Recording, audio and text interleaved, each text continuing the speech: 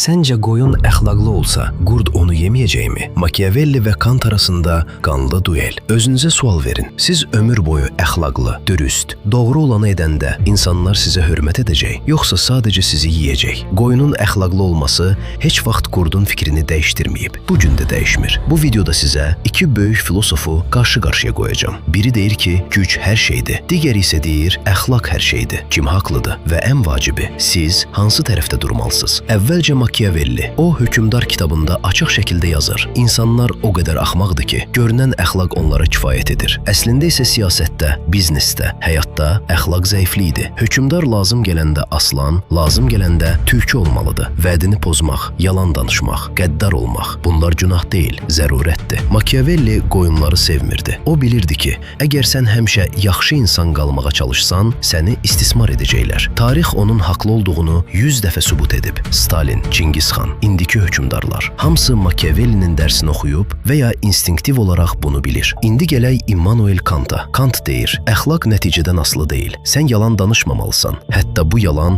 səni və ya başqalarını xilas etsə belə. İnsanları heç vaxt vasitə kimi istifadə etmə. Onları həmişə məqsəd kimi gör. Kant deyir ki, elə hərəkət et ki, sənin hərəkət prinsipin bütün bəşəriyyət üçün universal qanun ola bilsin. Yəni, əgər hamı sənin kimi yalan danışsa, aldatsa, güclü olana tabi olsa, dünya dağlar. Ona görə də sən əxlaqlı olmalısan. Hətta bu sənə baha başa gəlsə də. İndi düşünən adam soruşur, sən qoyun kimi Kanta inanaraq yaşayıb, qurdlar tərəfindən yeyilməyə hazırsanmı? Yoxsa Machiavelli kimi görünən əxlaqlı olub, içərdən qurd kimi davranmalısan? Real həyatda əksər insanlar ikisini də edir. İşdə, siyasətdə, münasibətlərdə Machiavellidirlər. Amma özlərini və başqalarını inandırmaq üçün Kantı oynayırlar. Bu, ikiyüzlülükdür. Amma bəlkə də həqiqət budur. Saf kantçılıq zəiflər üçün təsəlli, Machiavellilik isə güclülər üçün alətdir. Əsl sual budur. Sən qoyun olmaq istəyirsən, yoxsa qurd? Və ya daha betəri, qoyun dərisində qurd. Bu dünyada qoyunlar çoxdur. Onlar əxlaqlıyam deyə özlərini ovudurlar. Amma qurdlar heç vaxt ac qalmır. Machiavelli deyərdi, həqiqəti öyrən və lazım gələndə istifadə et. Kant deyərdi, həqiqətə sadiq qal, nəticə nə olursa olsun. Siz hansı filosofun qəbrinə çiçək qoymaq istərdiniz? Qalibin, yoxsa əxlaqlının? Aşağıda şərh yazın, Machiavelli, yoxsa Kant. Bu videonu bəyənməyi və paylaşmağı unutmayın. Çünki həqiqət narahat edir və narahatlıq dəyişimin başlanğıcıdır.